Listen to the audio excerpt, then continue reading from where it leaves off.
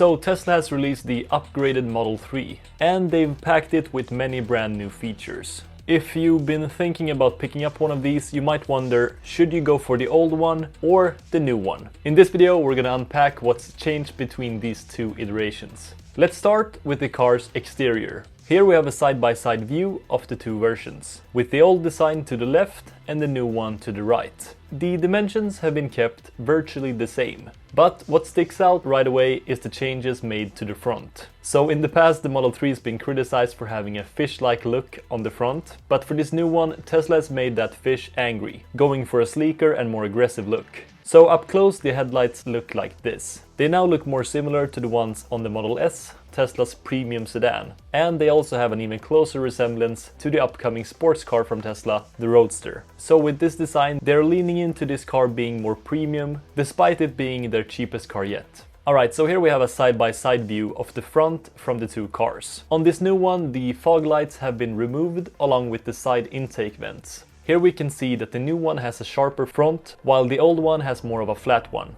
On the upgraded Model 3, you also have the option to go with Tesla's new Nova wheels. Now let's have a look at the rear of these cars. On the old one, we have the taillights that extend from the trunk lid over to the quarter panel. For the new one, the rear looks wider and lower. Here, the taillights are integrated entirely into the trunk lid, going with Elon's famous saying that less parts is always better. So as you can see, the taillights have a thinner and more aggressive look, just like the headlights. Another big change made to the rear is that instead of using that traditional Tesla T logo, they now have it spelled out instead. Moving inside the car, we can see that the interior of both versions look similar. But a big change made to the new one is an LED light strip that spans the entire interior of the car, giving it a more premium look. And of course, if you want to, you can change the color of this. So if you've ever been in a Tesla, you might have thought, do I need a Neuralink to control the system in this car? Because there's barely any physical buttons. Well, not yet, because most things are controlled through that big display. In the new Model 3, you get a display that's 15.4 inches, which is the same as the old one.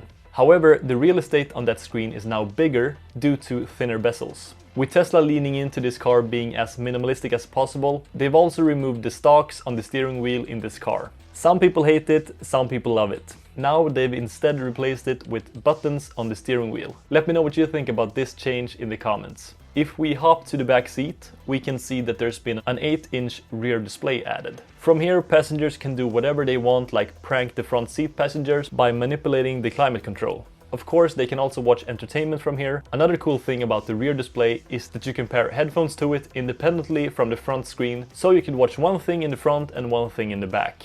So for the old Model 3 design, the backseat spacing was pretty tight. But for the new one, they've expanded the room, and the reviews say that the backseat is a lot more comfortable right now. A feature that isn't as evident is the added speakers. So for the music people out there, you can now annoy your neighbors by blasting out music from the 17 speakers that come with the long-range version. However, if you want to be kind to your neighbors, you can always go with the rear wheel one, where you only get 9 speakers. So for the upgraded Model 3, Tesla has improved their materials and also added something called acoustic glass. This glass was made to make the cabin a lot more quiet. People that have driven this new one has also reported that the seats in this new one are also a lot more comfortable than they were in the old one. And also the car being a lot smoother to drive overall. And speaking of seats, in this new one you also get ventilated seats, which means you can both heat and cool the seats. Alright, for the last changes made to the new version, we have 2 new colors called Stealth Grey and Ultra Red. And of course, as expected, we got improved range.